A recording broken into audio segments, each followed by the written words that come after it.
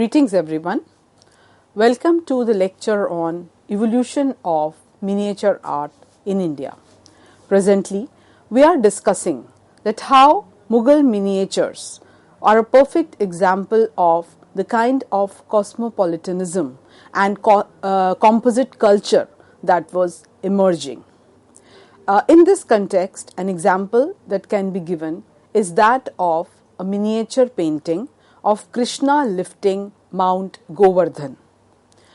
In this particular work of art, Lord Krishna lifts Mount Govardhan from a dispersed Harivamsha Puran, and this is attributed to Miskin, dated 1585 to 90. It is in the collection of the Metropolitan Museum of Art, New York. Harivamsa Puran is one of the many Sanskrit manuscripts that were translated into Persian by the Mughals. And this particular painting is on a theme from Harivamsa Puran, as you can see in this beautiful depiction, which is the one that is being shared with you on the screen. It was Badani, who was a scholar noble in the court of Akbar, who was assigned the job of translating this volume on Lord Krishna into Persian. This again is quite interesting because Badani was famous for his orthodox religious views, much unlike Abul Fazl, who was another famous scholar chronicle in Akbar's court.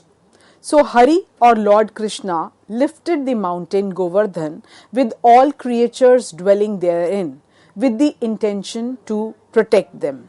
The villagers and their livestock, who were his followers, from torrential rain that were sent by another powerful god, Indra. So it is this particular story that is captured in this visual. So Hari uses the mountain like a huge umbrella under which the entire village took refuge. Another interesting example can be given of Jahangir's famous painting of falcon on a bird rest. This painting by Ustad Mansoor Nadir ul Asar, which was a title that he received from Jahangir, is in the collection of Cleveland Museum of Art, Ohio. Jahangir had fine falcons that had been brought to his collection, and he had many of them painted. These images were included in his official biography, Jahangir Nama. There is an interesting episode also described by him of a falcon brought as a present from Persian Emperor Shah Abbas. This is to do with the falcon which was mauled by a cat, resulting in its death, and the emperor desired his painters to paint the dead falcon in order to preserve for memory, and the painting shown on the screen is that of a falcon perched on a bird rest that was made in 1615, and it is one of the many paintings that were painted by the famous Mughal artist Ustad Mansoor. Another very interesting visual belonging to Jahangir's period was that of a zebra, which was from Ethiopia, which had been brought by Turks and had been presented to Jahangir. Jahangir wrote on the painting in Persian, the court language, that it was a mule which the Turks in the company of Mir Jafar had brought from Ethiopia. In Jahangir Nama, it is clearly stated that the animal was presented to him during Nowruz, and it also mentioned that Jahangir had carefully examined it and also got it painted. Then we also come across a number of other paintings of falcons that had been given to him as rare gifts. The ornate borders of the paintings, however, were additions that were made in Shah Jahan's reign. So what we see is that there were a number of paintings belonging to earlier periods, probably belonging to Jahangir's period, but their borders were made more ornate during the time of Shah Jahan. Another interesting painting that can be referred to the period of Shah Jahan was that of the marriage procession of Dara Shikoh. This was a work by artist Haji Madni, who belonged to the period of Shah Jahan, who had also undertaken a number of other such projects. It is a portrayal of the marriage procession of Dara Shikoh, who was the eldest son of the Mughal emperor Shah Jahan. In this, the Mughal prince is shown mounted on a brown stallion with the traditional sehra, and he was accompanied by his father Shah Jahan. As you can see, there is lot of action which is visible in this visual, because it was a marriage ceremony. The marriage procession was accompanied and it was received by lot of several festivities like music, dance, there were fireworks, gifts. All these details are visible. The artist had created the glamour of a marriage procession with all the pomp and show. The painting is in the collection of the National Museum, New Delhi. So, we see that the Mughal miniature art was constantly evolving, and it was not as if the process came to an end by the time of Aurangzeb, because we also need to discuss that how there had been a constant evolution of miniature art as far as regional kingdoms were concerned. After the Mughal rule, which lasted around 200 years, by the second part of the 18th century, the Rajput Maharajas became independent. They employed highly skilled artists to replace their own artisans, leading to a sort of renaissance of painting in northern India. The whole of Rajasthan came to be divided into numerous princely states, and they all patronized miniature art painting. And most of these are colorful glimpses. The paintings of this era have their own unique styles because while they were influenced by Mughal miniature art, they were deeply influenced by the surroundings also, like the deserts, lakes, hills and valleys.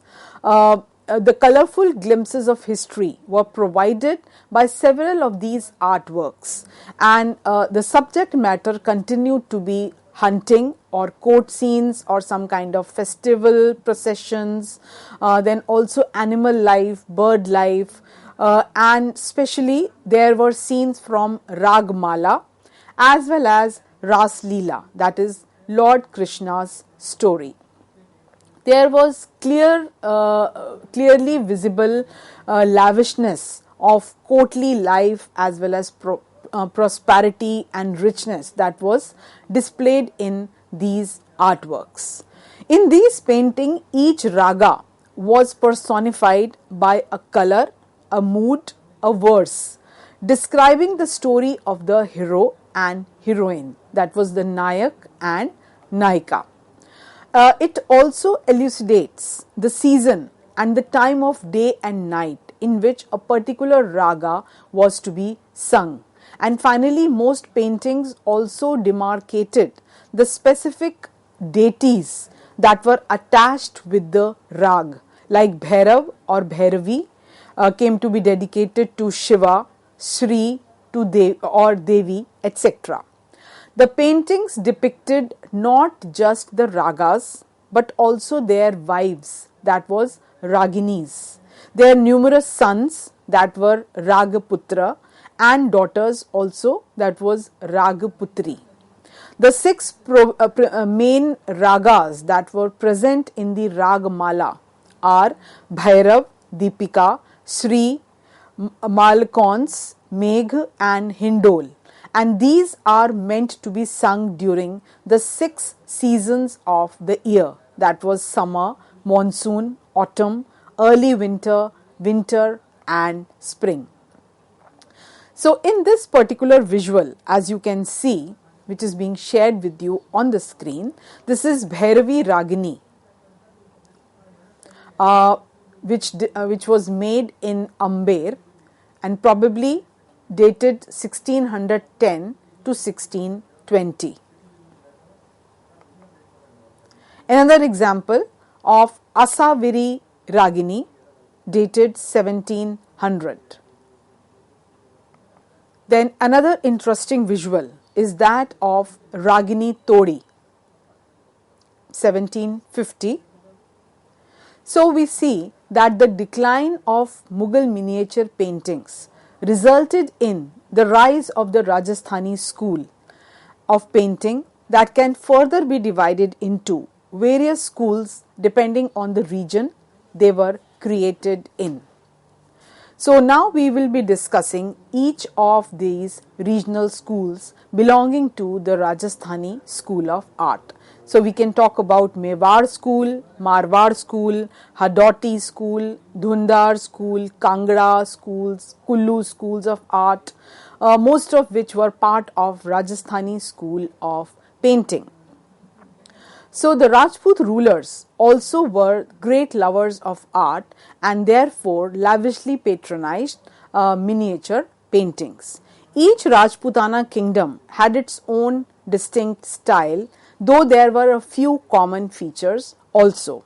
Apart from depicting stories from Ramayana and the royal lifestyle of kings and queens, Rajasthani miniature paintings often portrayed the legacy of present as well as past rulers. They also portrayed social values and the changes that had been introduced by kings for the betterment of society. Here again there was an attempt also to indicate political stability through these artworks. If we talk about the colors of Rajasthani paintings, then the background of the paintings was a very important feature of Rajasthani school. The colors that were used were quite bold and contrasting in nature. Natural colors that were extracted from plants, minerals, gold, silver, precious stones and shells were used, but what is more important is the use of vibrant colors. And the preparation of colors itself took several weeks and very fine brushes were used. The difficult art of miniature painting still exists in Rajasthan today, where paper, ivory and silk is used basically as the medium. However, natural colors are now more or less replaced by artificial colors. Now this is one beautiful example of Rajasthani miniature art as is visible on the screen. If we talk about Rajput school of miniature painting, it definitely drew a lot of inspiration from Krishna legends. The emphasis was on deeper relationship of Krishna with Radha and also portrayal of emotion, love and passion. And as a result, a style of Indian painting evolved and flourished during 18th century and also while imbibing certain common features, there were specific developments also. There were events of epics like the Ramayana and the Mahabharata, or Krishna's life, or beautiful landscapes, as well as capturing humans that were the favorite subjects.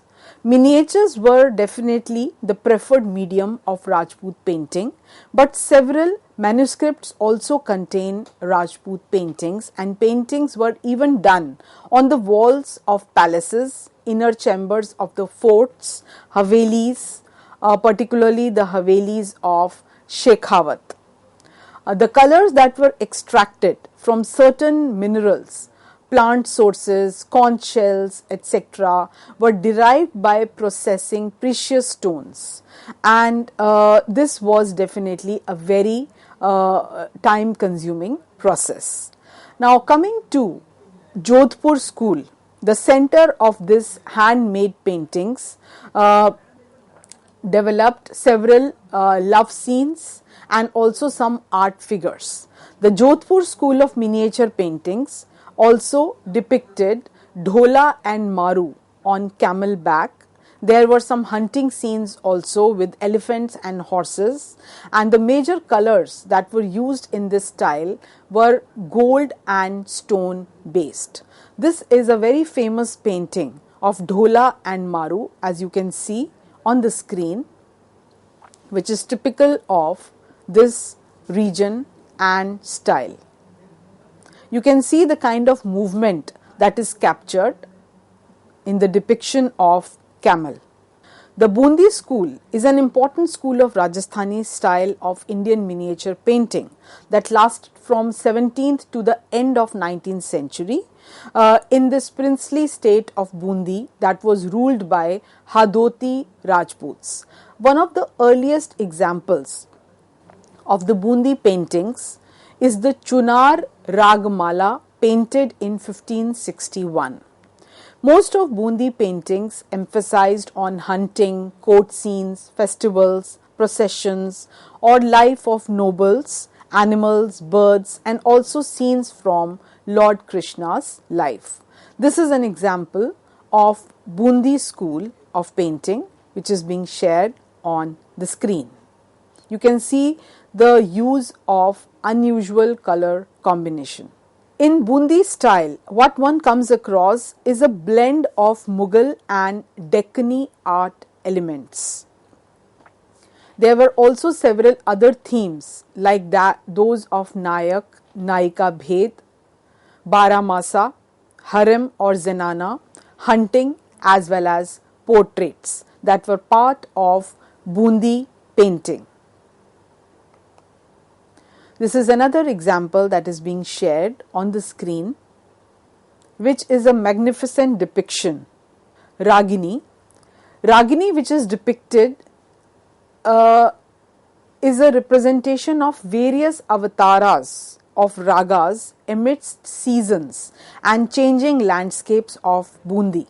For example, the flowing rivers or the dense forests or lush green fields of Bundi region, or dramatic night skies, which was a distinctive way of depicting water by light swirls against a dark background and a vivid movement. So these were the kind of depictions that were very important in Bundi style of painting. They were a blend of the real and the imagined. And in these paintings, the Mughal influence is clearly visible in the refined drawing of the faces, as well as an element of naturalism which is there in the treatment of flora and fauna. The Chitrashala, which is also known as the Umaid Mahal, is a part of the Garh Palace. It was built in the 18th century and it forms a set of rooms on an elevated podium above the garden courtyard. The famous Chitrashala in Bundi provinces gives a colorful glimpse of history. The walls or ceilings of this palace are completely covered with paintings of the Bundi school, which are still in very good condition. This is the visual of this particular palace where these paintings can be seen. And this is one of the visuals. You can see the kind of flow and the kind of balance which is there in the image. These are some of very eye-catching depictions belonging to this particular school of art. Next, we can talk about Jaipur school, which kind of focused on several gods, goddesses, kings, darbars that were depicted by artists on handmade papers. This particular visual belongs to the Jaipur school. If we talk about Kangra school, then in these paintings one come across use of real gold or stone and watercolors and glittering effect that was extended by using silver and golden colors in abundance. This is an example of Kangra painting, and you can see how different and unique it is from the other styles of painting that we have discussed till now. This also is an example of Kangra painting. Next, we can talk about, if we are talking about regional styles of painting, then Orissa school of miniature painting that evolved during 17th century. Though the usage of paper was widespread in India, Orissa school of miniature paintings focused more on the palm leaves. So the use of palm leaves was very important in Orissa school of miniature art. Most of the paintings depicted the love stories of Radha and Krishna and also stories from Krishna Leela and Geet Govinda. These paintings were very vibrant in color, and they often depicted the majestic landscape of eastern India. And here also we see that the strokes were bold and quite expressive.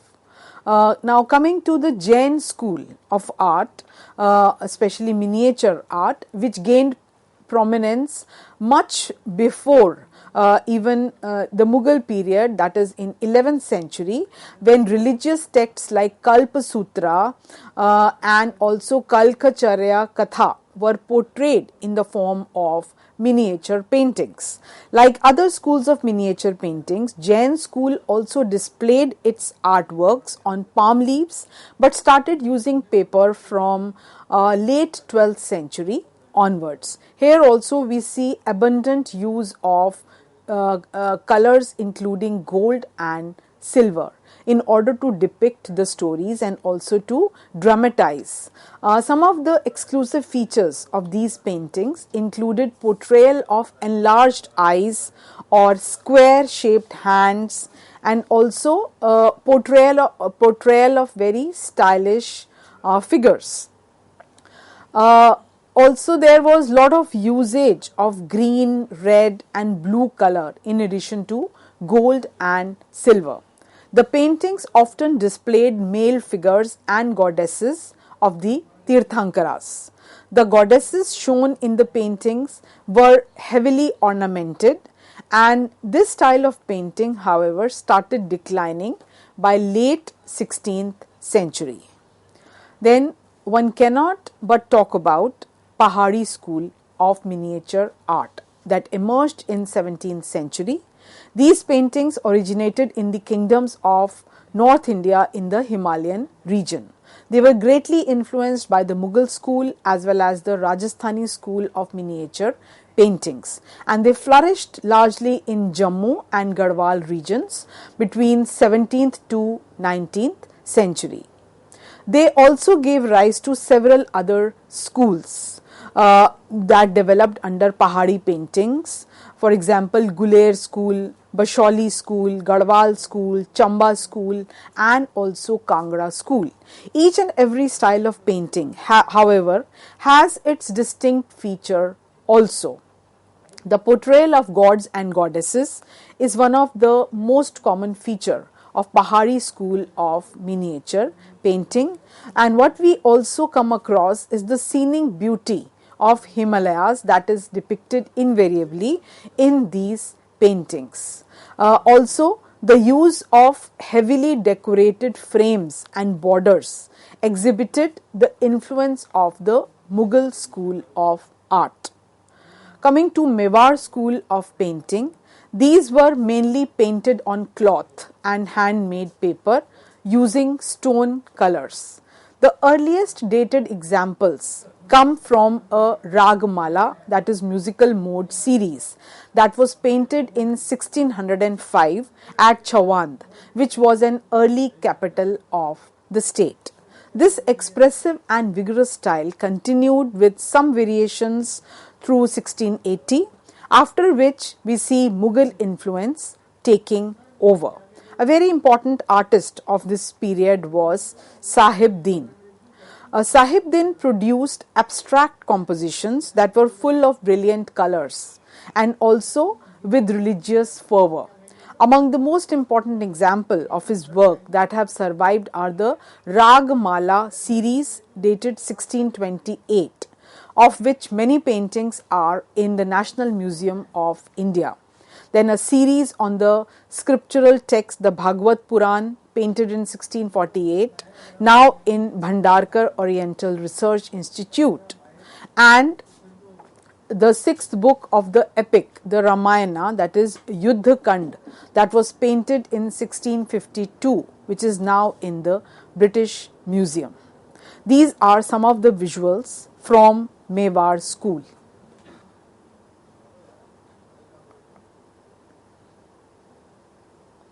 So we see that regional styles in Mewar, Jodhpur and Bundi, Kota as well as Kishangarh, in these the depictions of mythology and poetry were observed in the paintings, and these were often exchanged as gifts and were to be viewed only by an exclusive audience. These paintings were often viewed as a rare commodity. Thank you.